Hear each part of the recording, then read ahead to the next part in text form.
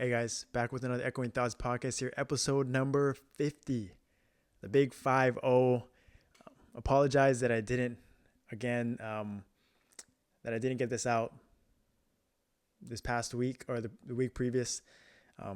Just, again, apologize, kind of busy, hectic time for me this year. But this should be airing or posted the day after Christmas 26th. So I'll have two podcasts this year, this week, episode number 50, and then 51 will be a fun one. Looking forward to the next year. Be talking about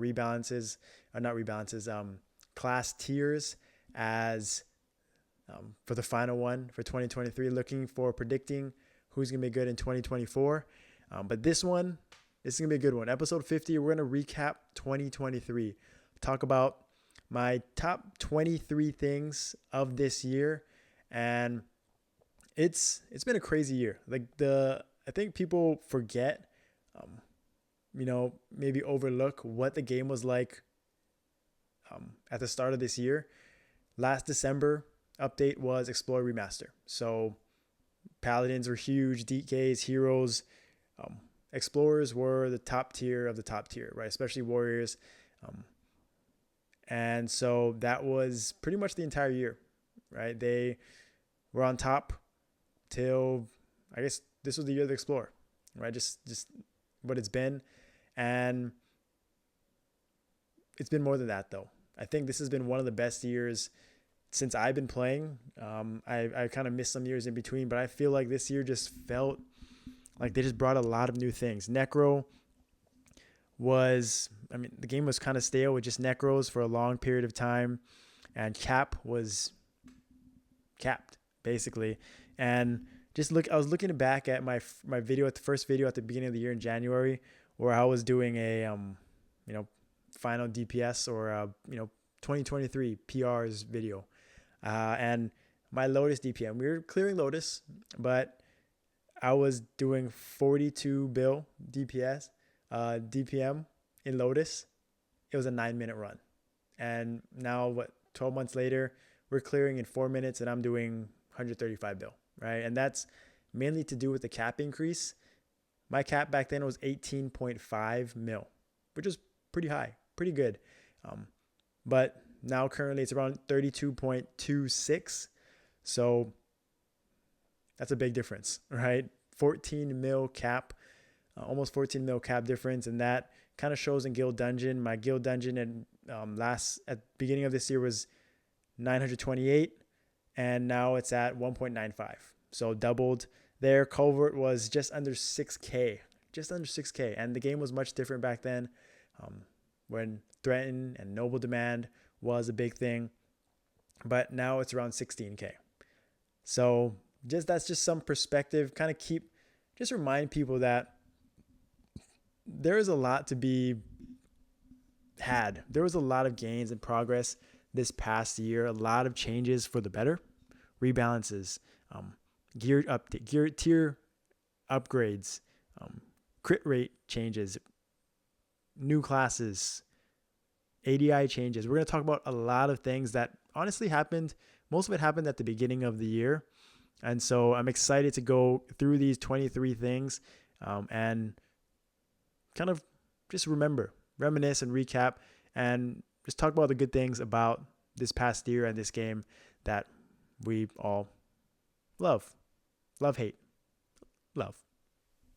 All right, so number 23 on the list, my top 23 things this in 2023. I'm going to start with something interesting. That's going to be the Moonfrag shop. This was the first year that I recall where we had not one, not two, not three, but 3 Moon Fragment shops throughout the year. The typical one in January during Chinese New Year, that one always happens. That's when people get their pony sets. They get new fashion stuff. I think they had the Choo Choo, the Yum Yum, the Latch sets. I think that's where I got my set from. That was in January. But then in June, they had the Starlight shop, which had the Thundering Lion mount and some other unit skins. And then again in July, they were really trying to milk us during anniversary.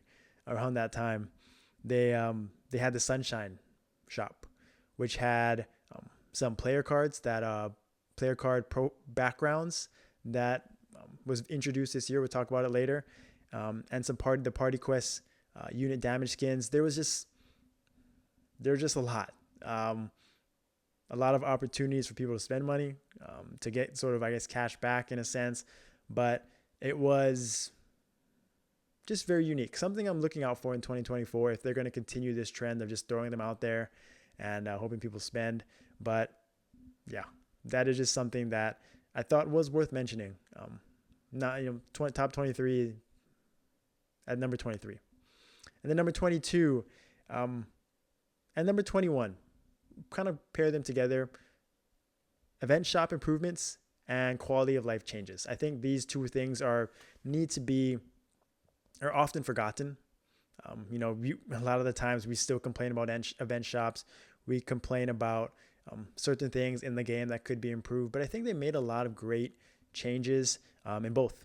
Right, the event shop right now, it has emblem change scroll for the first time. I'm pretty sure, as you know. And then they've added Exalt Reduction scrolls. They've added more just Star Force scrolls in general, the Lucky scrolls and the two other types of scrolls. They've been getting like 10 each for most of the events, which is nice. But I also like the fashion stuff that they've been handing out. The chairs have been nice. Some of the mounts, even this past event, that sword, that was the first thing I bought. I love that. I love mix and matching the fashion, the transmog of my character for training and all that stuff. So that's something that I really appreciate, and I think that often gets forgotten. And then quality of life changes. Always. Can't complain about any of that stuff. I remember just one of the small ones was just being able to jump down the rope easier, like in Lotus and things like that. That was a nice quality of life change at the beginning of the year. They also have, how dailies are done for the symbols. You can just go right through now. You're not having to go back to town back and forth. That was something that was such a pain back in the day. And they've even added on to that where you can auto use teleport rocks if you wanted to, if you have so much. Hyperstat reductions is a new one that just came out. Storage room improvements. They had a lot. Comment below some of your favorite quality of life changes, but I feel like there was a lot that they improved on in the game and made it a lot smoother and easier. And I'm excited to see what else kind of changes that they make next year and with every sort of quality of life update, because these are always, always appreciated, I think, but never spoken about. Everyone wins, right? It's just nice for everyone just to make the game more enjoyable. And then the next crop, we got 20, 19, 18, and 17. The 4 new classes that came out this year. Kanna for an anniversary. Adele was this past one. Arc must have been, spring. And then obviously Sia to start the year off. Pretty iconic list. Even though Adele was waited to the end of the year. Kanna was a nice surprise. I think it was very fitting. It felt nice as an anniversary class. I wish they were stronger, but aesthetic wise, it was. I remember when it dropped, people were complaining a bit why it wasn't Adele, why it wasn't Kanna and Hayato, but Kanna by itself, I remember the loading screen, some of just the aesthetics, the nice drawings that they had. It was beautiful for the anniversary. So Kanna was a nice one. Adele obviously is the current one. It's badass. Long overdue, long awaited. Glad they got it this year.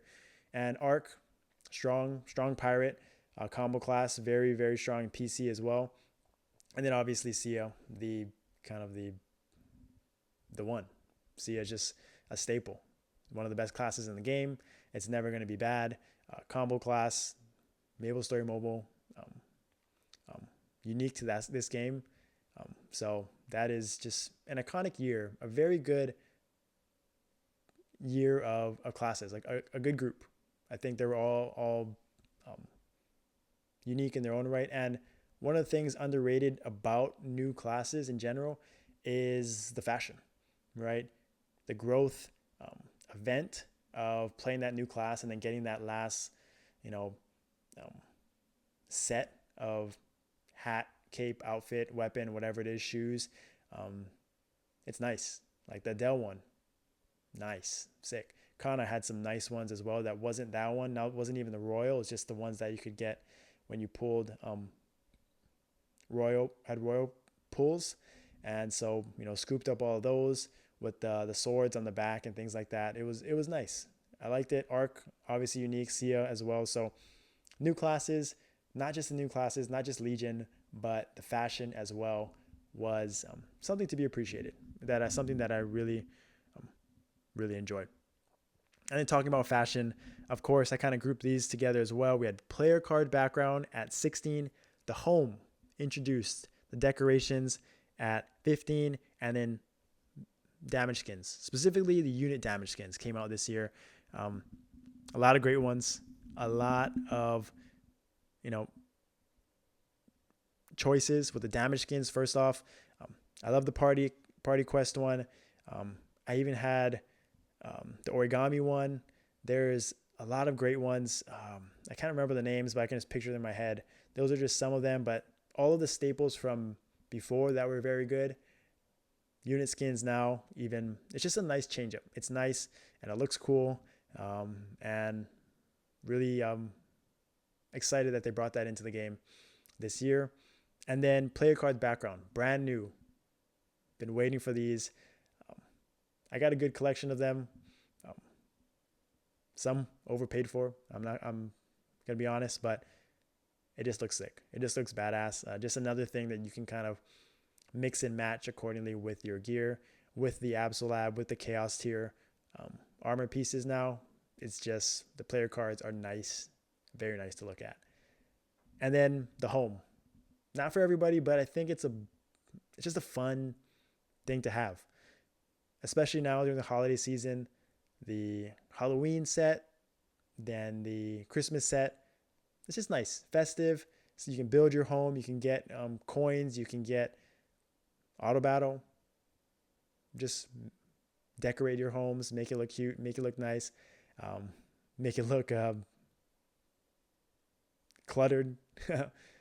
But yeah, I really like the home edition. Just another thing to, it's just nice to get a furniture finished, completed when you wake up in the morning or after, you don't check your phone for a while. So just a nice little part of the game that I really enjoy. I think a lot of people do too. So those three are unique to this year, to be honest. And I really enjoyed them, and I'm glad that those came in at numbers 16, 15, and 14, the fashion group.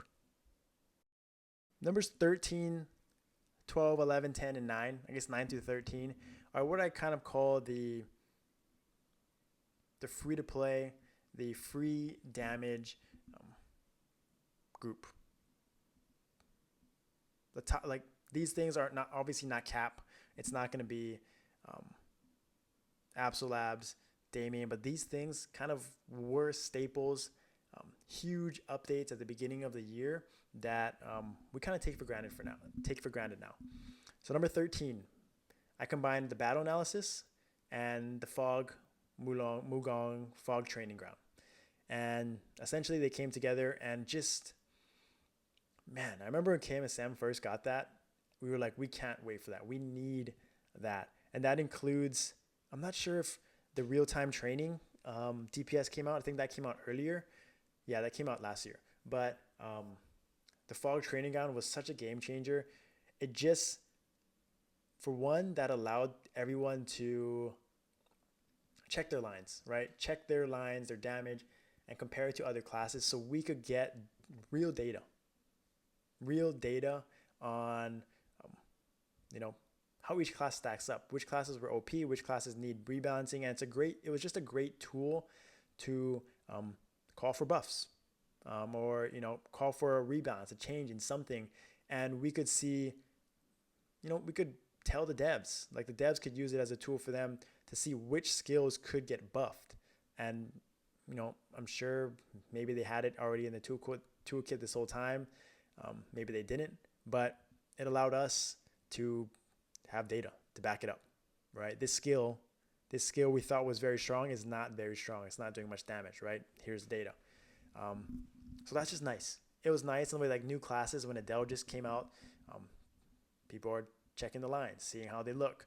Um, it is, um, it's just a nice tool, and I think we forget about it right now because we've had it for so long already. But I remember at the time it was just such a big update. Everyone was just so excited to test things out, rotations, um, check the line counts and everything, and it was a big deal. It was a big deal back then. I still think it is. And then obviously, battle analysis, right, is something that we use every day without even thinking, right? All our main bosses, seeing how our damage breaks down, um, where our damage is coming from, things like that, how it compares to if we're just standing at the training dummy, at the frog training ground, how those numbers stack up to real boss, like how Lotus versus Arc versus Damien, right? And finding ways to improve that way to do more damage. Um, it's just, again, a great tool to have, and it has nothing to do with improving your gear. It has everything to do with just being better at playing your class, right? About, getting more attacks in, doing more damage, staying alive, and things like that. How you can improve your gameplay to find out where your damage comes from for your class and how you did or did not, um, you know, play well in that certain fight and how it affected your DPS, right?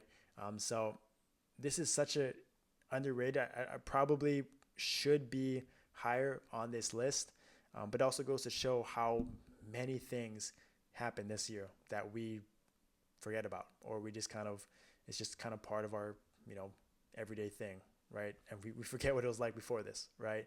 But that's number 13. Number 12, ADI changes, game-wide rebalance.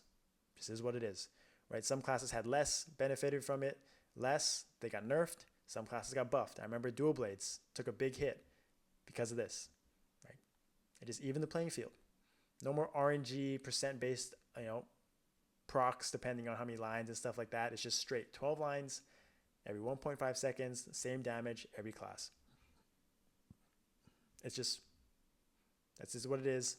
And we could keep like combining that with the fog training, the battle analysis. You can see how much damage it does across the board. It's nice. It's huge. I love it's just a staple now, right? Number 11, V3 from Anniversary.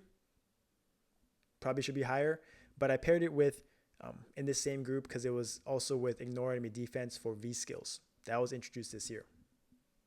Things like that was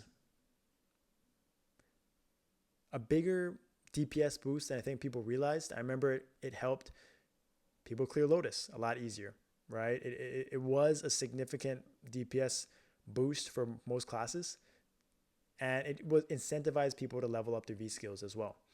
And it's just a great tool, another tool for the devs to use to rebalance classes, right? A simple like 3% or few percent change, Ignore Enemy Defense to a certain skill can actually boost your damage quite a bit, right? Or, lowering it a little bit can sort of nerf you as well. So I think it's it's nice to have, especially like in things like Covert or in endgame bossing. And that's Ignore Enemy Defense. It's hard to find. It's hard to have. It's hard to find. So getting that for your V skills, big dub, big DPS boost, and just free. Just the way we like it. And then potential changes, underrated, but huge gains. Like I remember the outfit we could get like 1,500, 1,600, 1,700 physical attack for an outfit. For your shoes, you can get almost 30% crit damage now for your weapon and your secondary weapon. Physical damage for gloves and shoulders, 6% per line, so you get 18%. What? I remember at the time we were like, holy, like Paladins, Mercedes, me and Frenchies were like freaking out back then, right? All our clone lines were just hitting way harder. Damage just instantly went up. And shocker, Q packages. People start buying them again, right? People start re-rolling pots. For Damien, people were re-rolling to HP percent because you could get like almost 10% HP per item. Huge. It was a big change. It honestly was, I think it may have been the big update that occurred before the world first clear of Damien. Like when people started rerolling HP percents, that's when they could start tanking the orbs and the dashes and things like that and actually allow them to clear. So I think that one kind of underrated, kind of iconic, I guess, to help that world first clear. Yeah, that was, I remember people were wanted rebalances across the board and they gave us that and it was huge.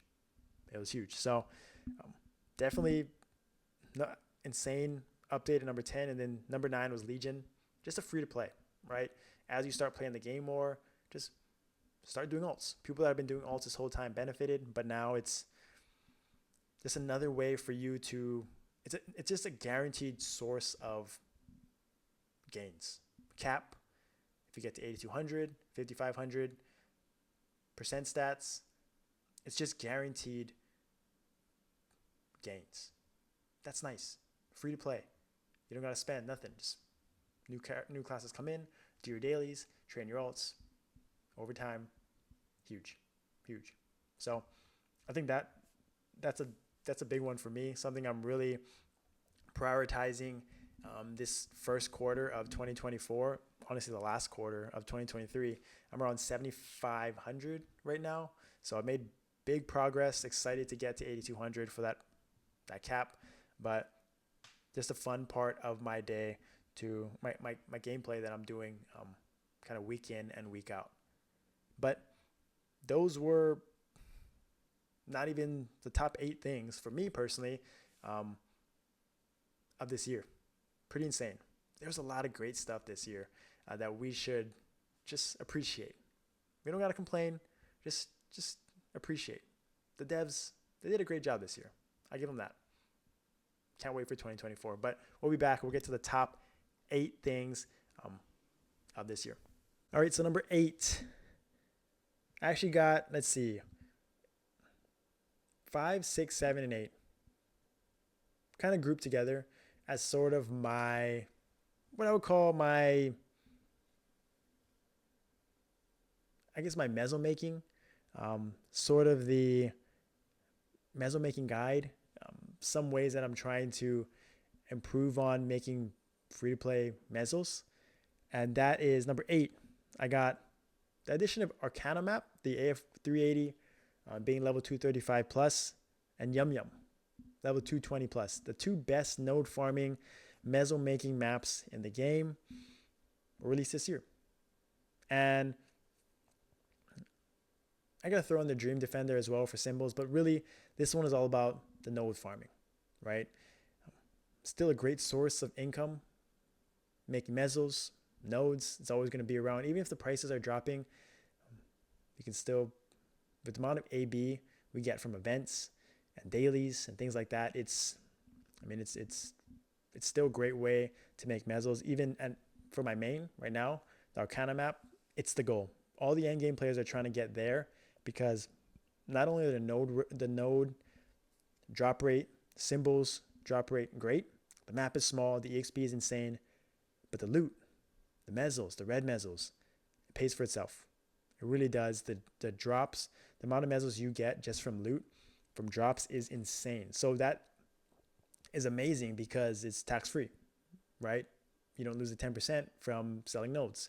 You just take it all in. You just get it all. So that's an underrated thing. I think when I was looking at the list, I was like, this has to be higher. People have to know about this. It's big time. It's big time, especially for people that have, just have multiple characters, multiple whatever, being 220 plus, trying to get their mains up. It's worth it to get there. And there's benefits to being at these certain level thresholds to get to these maps for the node farming and the meso drops and stuff like that. So that comes at number 8. Pretty surprising. I'm sure a lot of people wouldn't put that up there, but for me right now, I'm trying to all the ways to make mesos, make gains, spending less, spending nothing if I can, right? Number 7, commander achievements. This is the one, 20 clears, commander clears a week, you get 7 chaos shards. Chaos shards, we're going to talk about it later, but you just need it, right? You need to find ways to be doing this achievement as much as possible on as many characters as possible. So for me, I'm trying to do it on all my, not only, my main, but I'm trying to do it on my alt, my alt, right? I got my Wind Archer.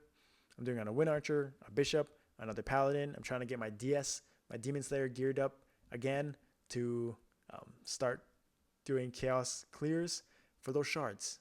7 shards a week. When you combine it with number 5 and 6 on my list, which is Solo Arc and Solo Lotus, that's a lot of free resources for just doing dailies or weekly bosses, right? Something that is very we haven't had this in a long time, right? I remember back in the day, it was, Rudibus, the RA, trying to get as many characters clears as possible to get those RA hats, tops, weapons, bottoms. This is the same thing, right? This is the same thing, but the sooner you get there, the more you can reap the benefits, right? And so my goal, the reason why I put this so high is because for me personally, again, my goal is to get one of my alts by V4, maybe multiple, to Damien clearable by V4. So that's anniversary, June, July. That's a long ways to go. But I can't imagine right now that in our server, a lot of teams are going to be clearing in anniversary. There's still going to be a few rebalances away, a lot of practice, a lot of fails and prep, rebalances, cap increases as people start to progress. So my goal is to get my Bishop up, that's clearing Lotus right now, to eventually clear Damien by V4, my Demon Slayer hopefully, maybe my Paladin. That's where the resources are going to be. That's where the mesos are going to be made for me personally. So that's my plan. And that's why I have it so high, because this is such an underrated, I'm telling you, the best players, the ones that make the most gains and spend the less, they know the ins and outs of this. They're already thinking about this. They've been doing this for a long time, since Rudibus days, right? Since Arc days, since now Lotus, and then eventually Damien. So I'm trying to get there, trying to catch up, and just be prepared for when the opportunity comes to that, right now. Take advantage of doing solo Arc, solo, Lotus, maybe Team Lotus if I can, and get those 7 shards, get those Absolab coins, and just use them as I like, right? Make mesos, make gear, with the goal of getting to Damien, because that's the stigma weapon crystals, the stigma armor crystals. It's gonna be the best free to play way to make mesos for the entire year. It just is. Right? Damien's challenging. Damien's hard. It's gonna take, I'll be surprised. Maybe I'm wrong. Maybe more teams are gonna clear, but right now on our server we have 2 teams clearing. Two teams clearing Damien. We've been clearing for about, I don't know, a few months, 3 months, 4 months maybe. And only one team has cleared since. Yeah, maybe 2 months, 3 months. But either way, I can't imagine that a lot more teams are going to be clearing in the next 6 months in our server anyways. So it's only a matter of time that is going to be a great resource for me and people in our server and just around the game. So even if you can't get to that level of Damien, try to get Arc in, right? Get Arc clears, get Lotus clears, get Absolab stones solo or in a group, any way you can, because these resources, they're free. So I have them really high, but I just think it's such a vital, underrated thing, update to help solo players and team, team players alike, everyone, to kind of make gains, make mesos, improve your gear, things like that. But love to hear your thoughts on this. We're going to take a little bit of break, one last break, and then we're going to get to the top four.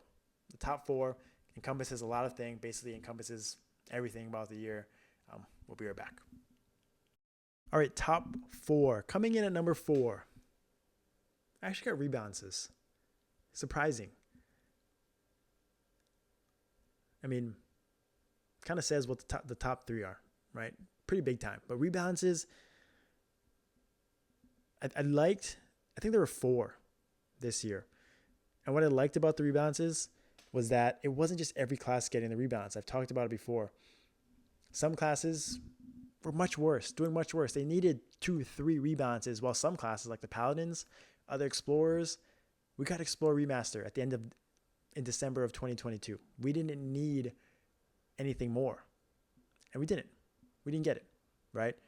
Paladins are still very, very, very strong without any rebalances. We just got V3, right? We just got the free-to-play changes I talked about, potential changes, the Legion changes, the ADI changes, the Ignore Me defense changes. These were all pseudo rebalances per se, which is why class rebalances in itself were big.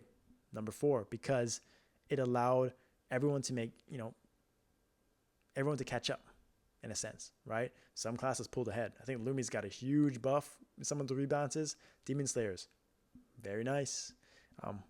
Other classes, gameplay even changed. I remember the Buccaneer got huge rebalances in gameplay. They got more burst. They got orb charges, things like that. That's nice. Phantoms, less reliant on stolen skills and more about their main phantom skills. Shocker there. Still OP. But I think rebalances are nice. And one of the things that I remember that they did this year was they had a little description, something they've never done before. Descriptions of why they made these changes, right? I think that's showing they care a little bit, right? We got to give them credit for that. They're thinking these things through and giving us reasons for why these rebalances are happening, why they made these changes. I think it's got to give them props, right? The rebalances were huge this year. It's a step in the right direction. This is one of the first years where they were more frequent, it felt like, but they were more, targeted with their reasons why. I like that. Just huge.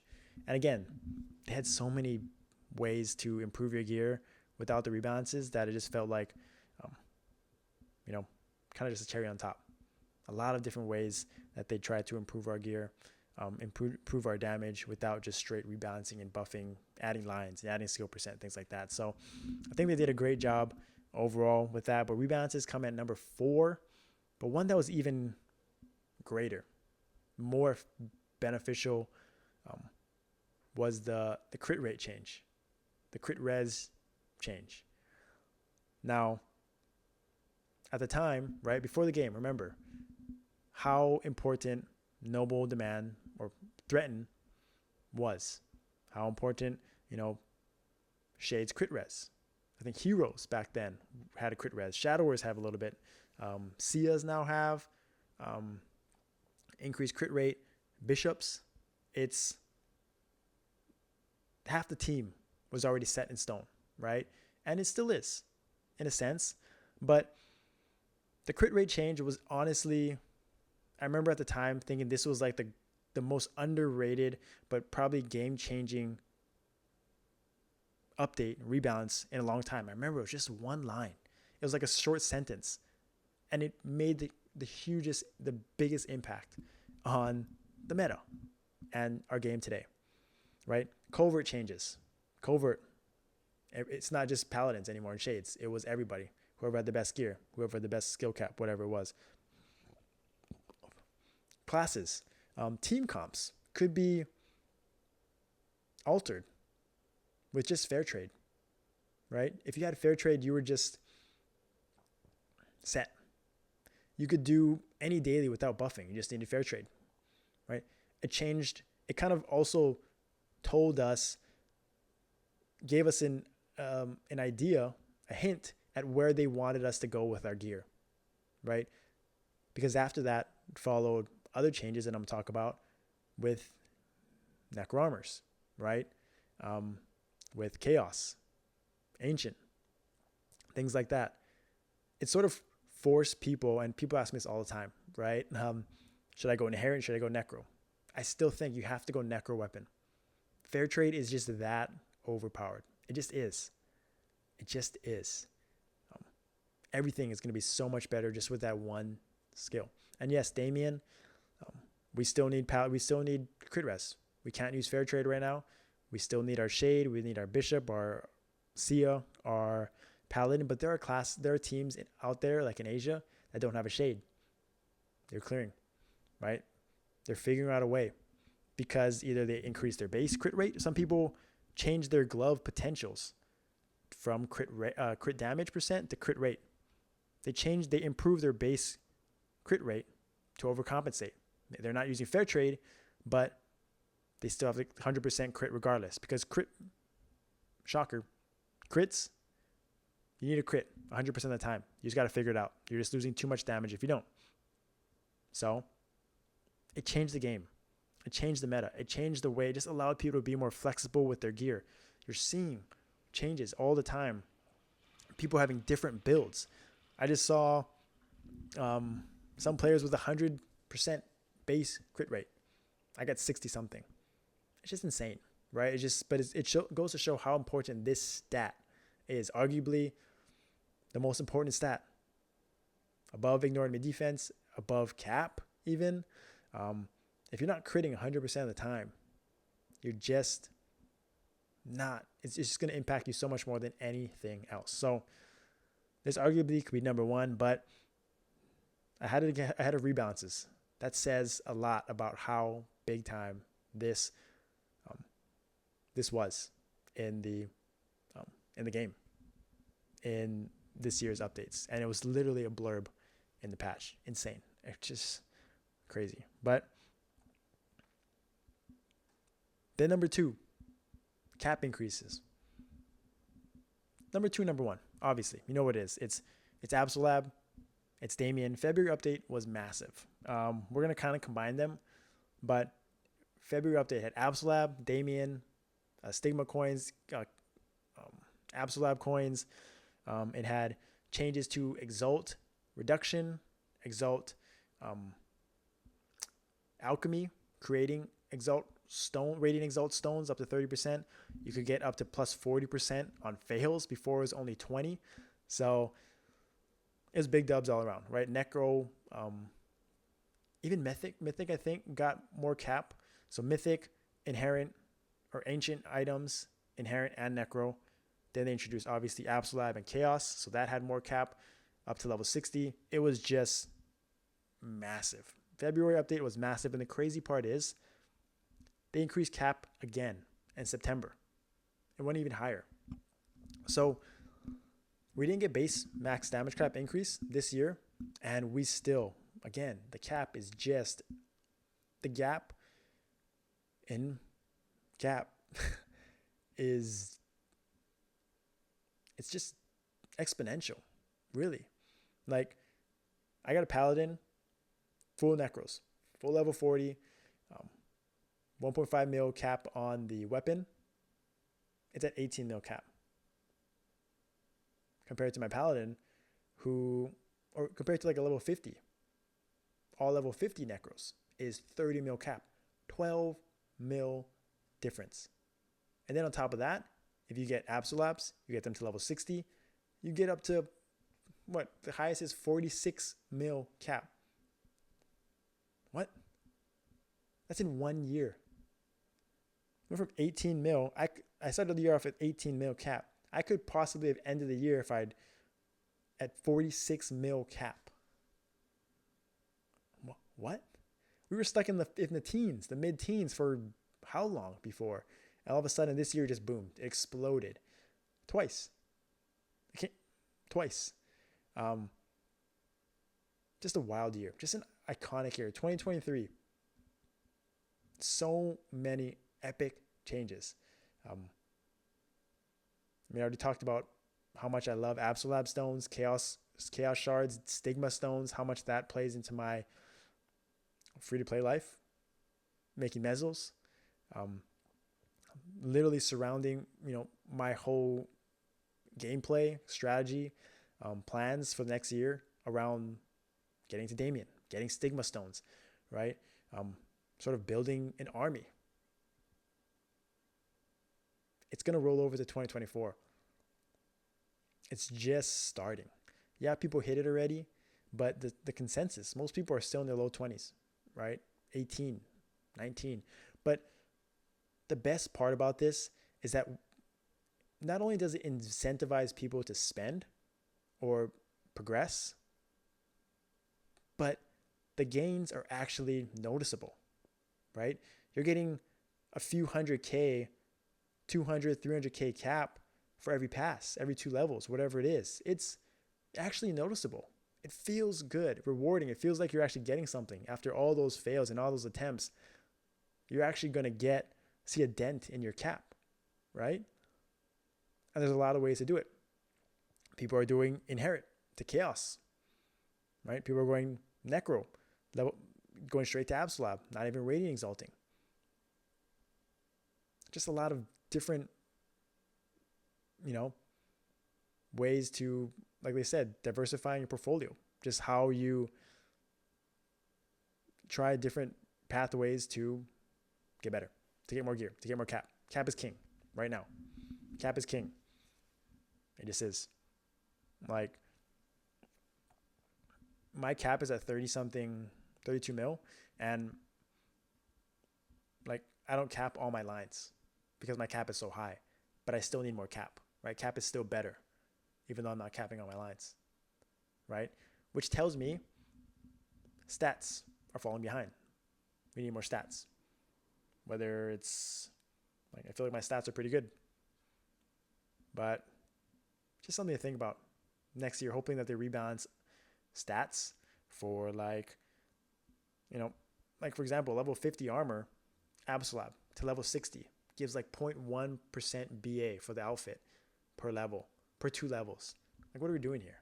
Yeah, it gives a ton of cap, but why does the stat increase? Nothing. So that needs to change. I assume that will change. That is something they're going to look into. Maybe even emblems. I don't know. Percent stats. Probably 2024.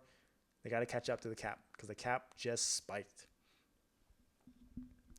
That's the top 23 things of the year. A lot of good stuff.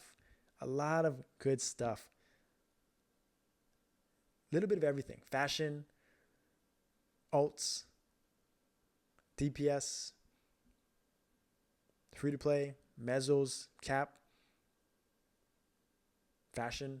I say fashion. A lot of stuff. A lot of good stuff. I can't believe, looking at my list, battle analysis, how epic, how great that update was, is at 13 for me. How high I have Solo Arc and Solo Lotus because of how much of an impact it can have to how much resources you can get, what you can create, what you can do with those. It's like having CDD alts on crack, right? People are trying to get more Chaos Daily Dungeon alts. Absolab's Chaos Shards are even better. Just even better, right? That's the future. That's what we're trying to figure it out. But let me know what you think about this list. What was something maybe I didn't have on the list that you really enjoyed about the year? There's definitely stuff I missed. Stuff you disagree with, agree with. I'd love to hear you guys' thoughts. This was a great year, guys. Remember, like I said, if you're feeling like the game is dead, you feel like the game is, you're not progressing, or you're not liking things about the game, just remember what it was like the beginning of the year. All the things we didn't have, the quality of life changes, the cap, the gear, the stats, the free ways to get more damage, the potential changes, battle analysis, fashion, what your fashion was like at the beginning of the year. Come on. So keep that in mind. It was a great year. A great year to start a podcast, that's for sure. There's a lot to talk about, a lot of good things. And so I can't wait for next year. Thank you guys again for watching. Appreciate it. 50 episodes. Ready to hit 100 next year. Thank you guys. I've had a lot of fun doing it. Sorry about this one being late, but this was a fun one. A lot to recap and reminisce about. Appreciate this year. Thank you for watching. happy holidays. Merry Christmas to everybody. Well, by the time you guys see this, it'll be already past Christmas, but thank you again. Happy holidays. I'll see you guys next time.